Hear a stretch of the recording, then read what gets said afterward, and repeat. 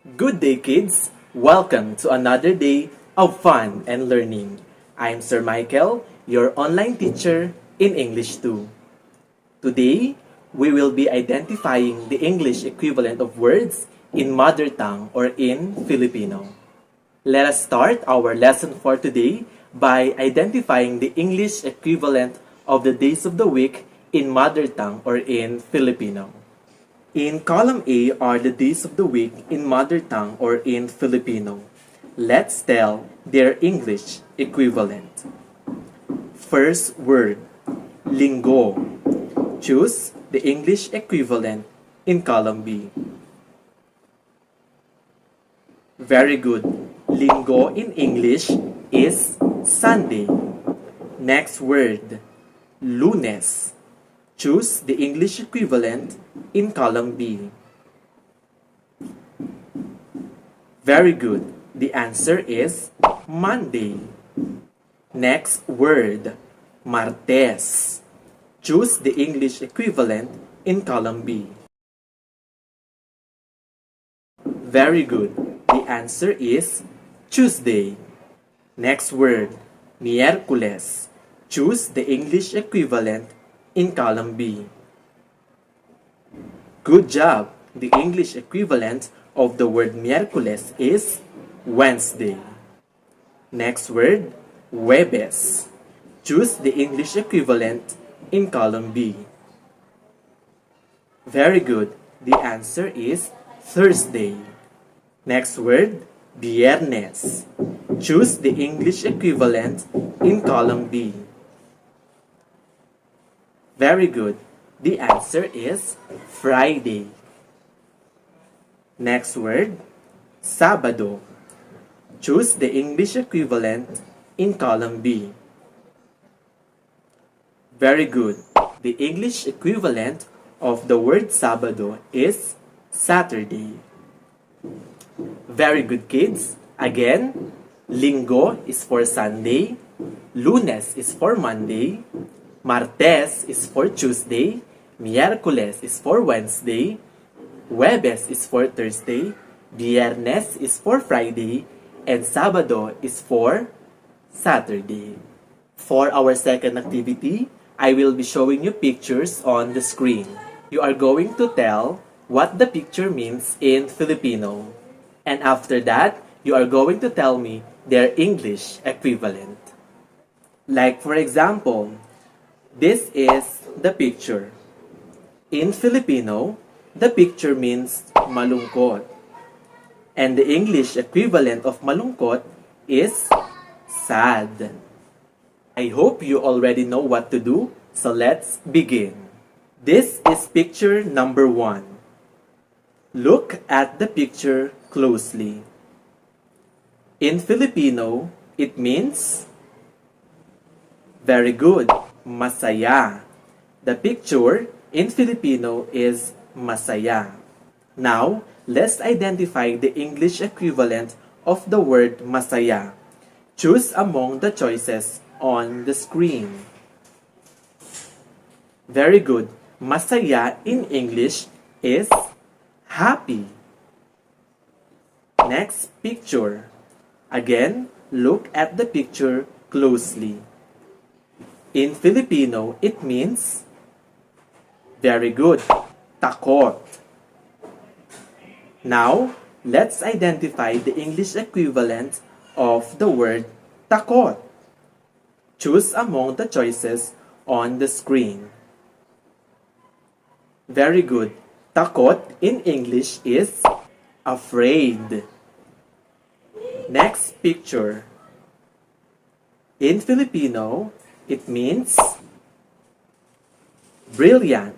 It means galit. Now, let's identify the English equivalent of the word galit.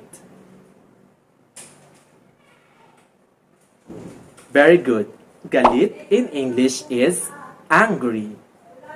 Next picture.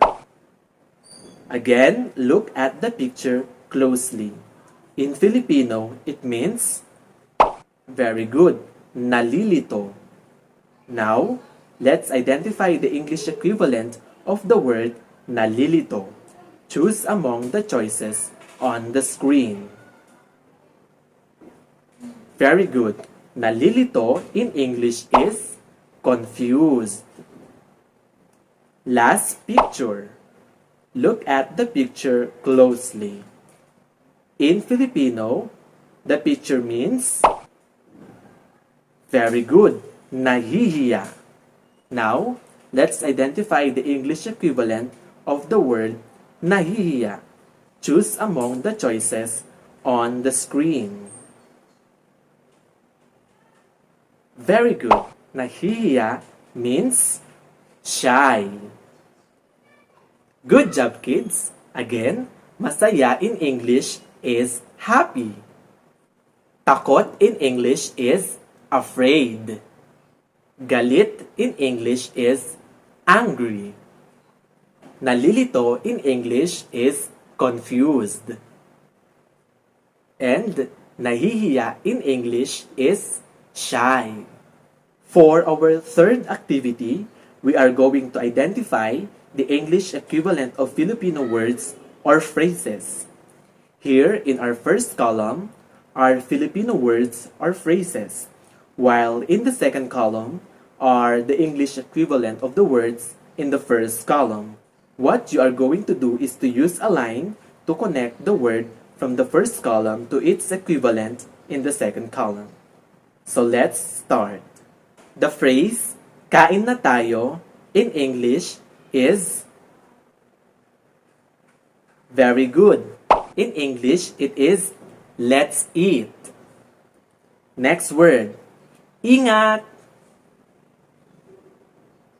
Very good.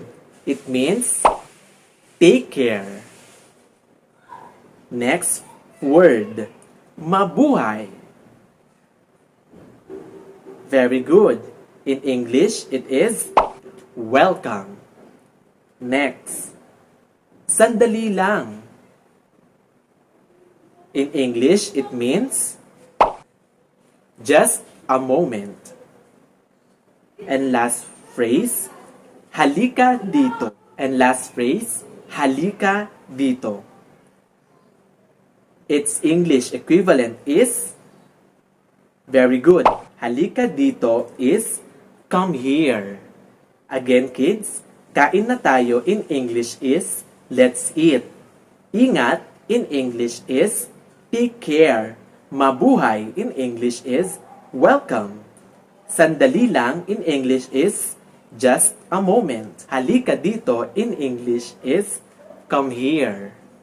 For our last activity, we are going to read a short paragraph entitled A Green Growing Garden. As we read the short paragraph, please pay attention on the underlined words because after we read it, we are going to tell their English equivalent. Let's read the paragraph all together. A green growing garden. Mang Anton and his son have a vegetable garden. Their ampalaya vines climbs onto their window grills. Their kamote plants are in rectangular plat. Their pechay plants grow in pots and in cans. Their kangkong vines creep across the muddy ground in the backyard. As you can see, the underlined words are mang, ampalaya, kamote, pechay, and kangkong. In the first sentence, mang is the underlined word. Now, what is the English equivalent of the word mang? Is it Chinese cabbage, sweet potato, bitter gourd, water spinach, or mister? Very good. The English equivalent of the word mang is mister. Next underlined word is ampalaya. What is the English equivalent of the word ampalaya? Is it Chinese cabbage, sweet potato, bitter gourd, water spinach, or mister? Very good. The English equivalent of the word ampalaya is bitter gourd. Next underlined word is kamote. What is the English equivalent of the word kamote? Is it Chinese cabbage, sweet potato, bitter gourd, water spinach, or mister? Brilliant! Kamote in English is sweet potato. Next word, pechay. Pechay in English is